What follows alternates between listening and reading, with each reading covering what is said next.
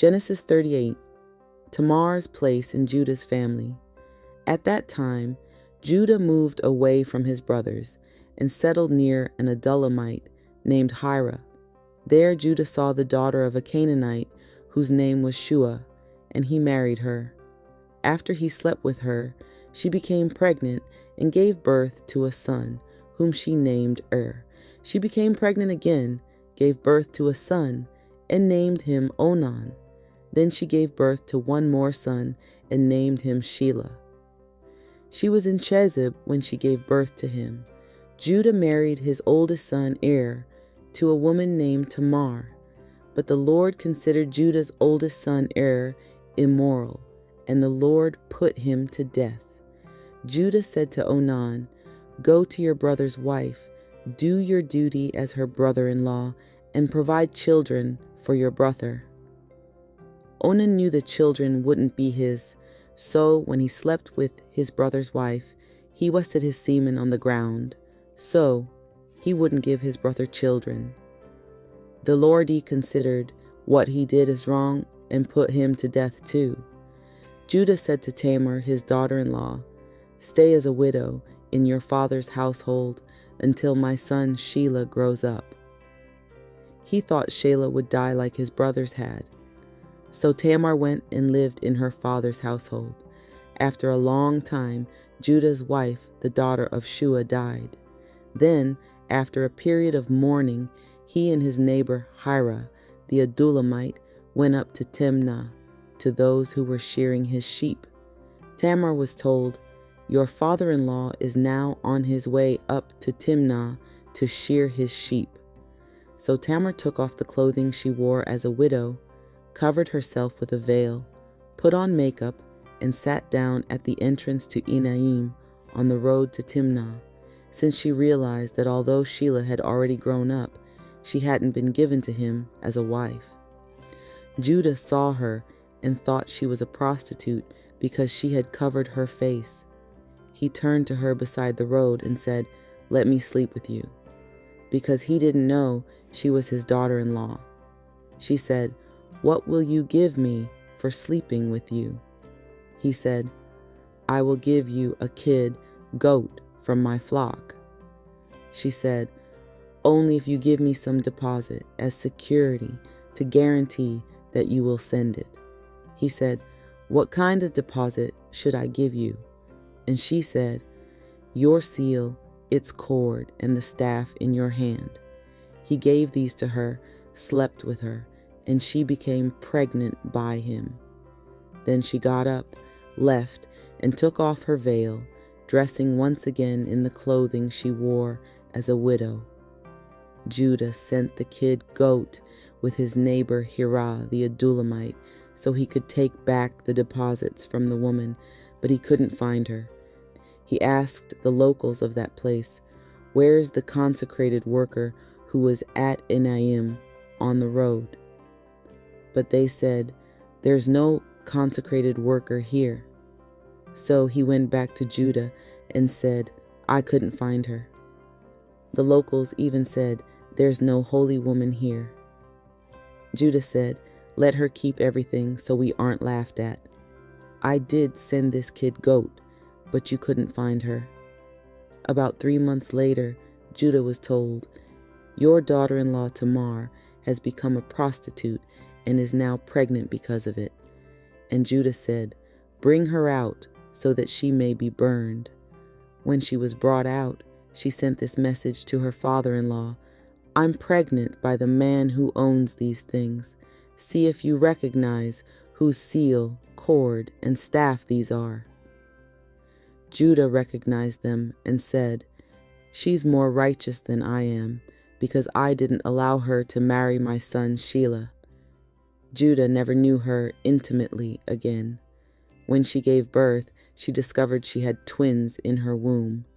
At birth, one boy put out his hand, and the midwife took it and tied a red thread on his hand, saying, "This one came out first."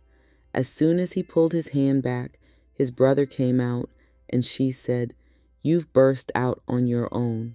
So he was named Perez. Afterward, his brother with the red thread on his hand came out, and he was named Zerah. Genesis 39. Joseph's rise and betrayal. When Joseph had been taken down to Egypt, Potiphar, Pharaoh's chief officer, the commander of the royal guard, and an Egyptian, purchased him from the Ishmaelites who had brought him down there.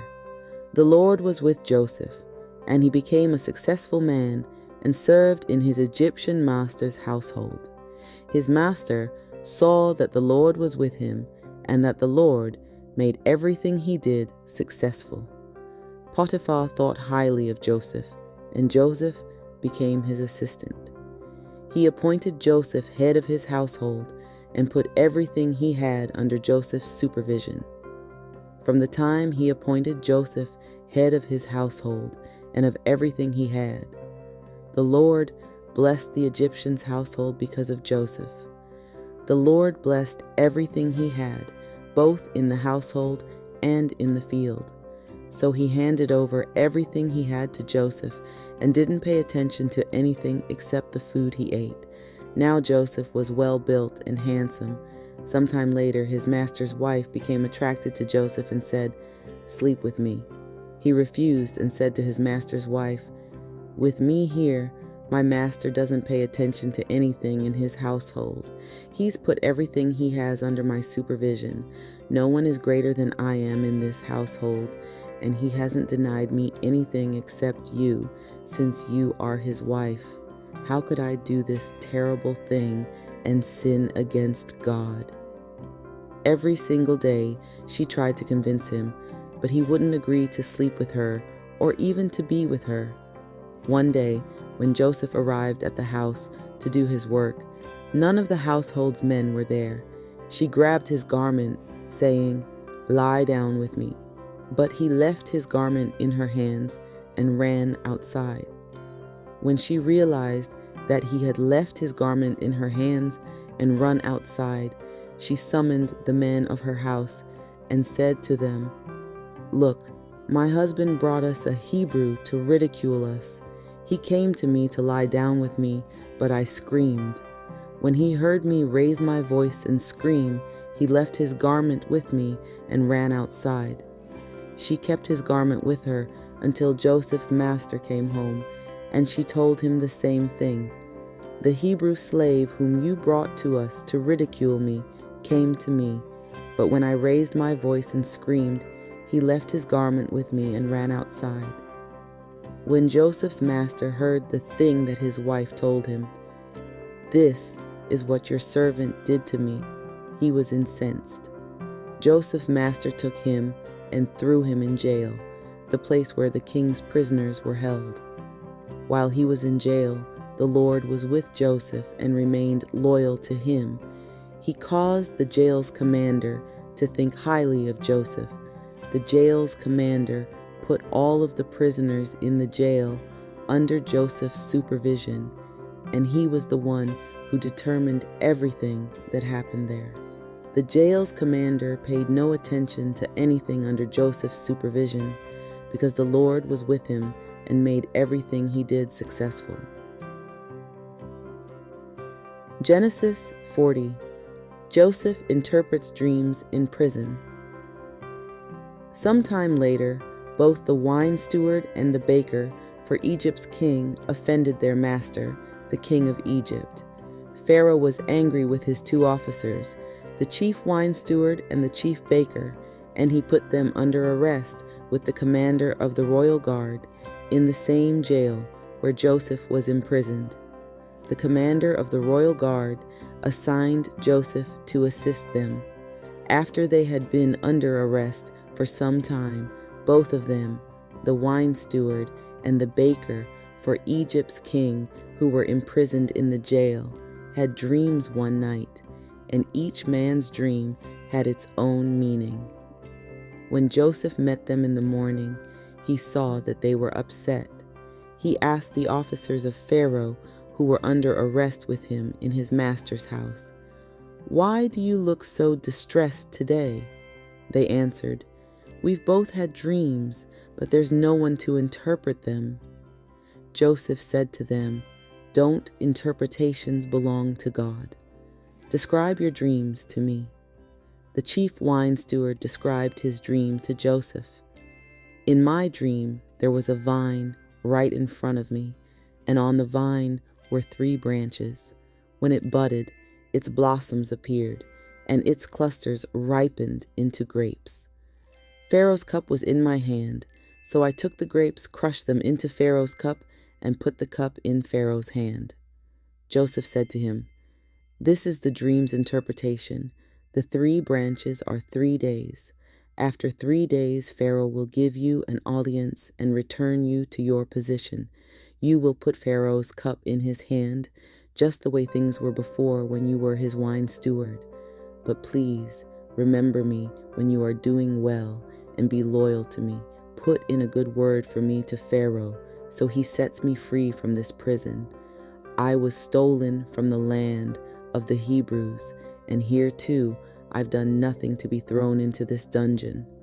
When the chief baker saw that the interpretation was favorable, he said to Joseph, "It was the same for me. In my dream, there were 3 baskets of white bread on my head.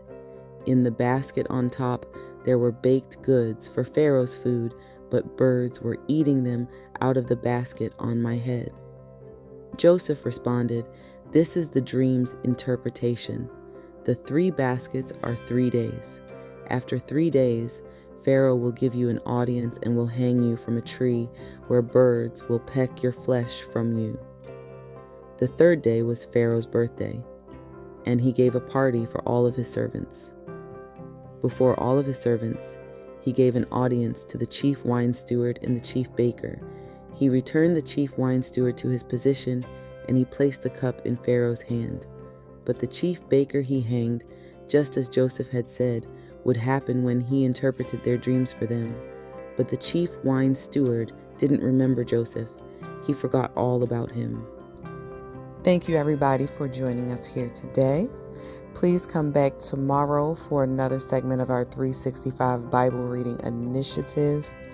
Please also be sure to like, comment, and definitely subscribe. Also hit the bell. That way you can receive the notifications for the premieres. We're going to premiere every single day. When I say every day, I mean every day. All 365 days, because no day doesn't count. Sunday counts, Saturday counts, Monday through Friday. It all counts. So please be sure to just join us here tomorrow. Same time, same location. Be sure to, like I said, subscribe and hit the bell so that you can receive the notifications. And also share this with somebody who you know could definitely benefit from hearing the word of God. I pray that this is transforming your life, and I pray that God is pricking your heart and speaking to you through his word. All right, y'all. Have a great evening.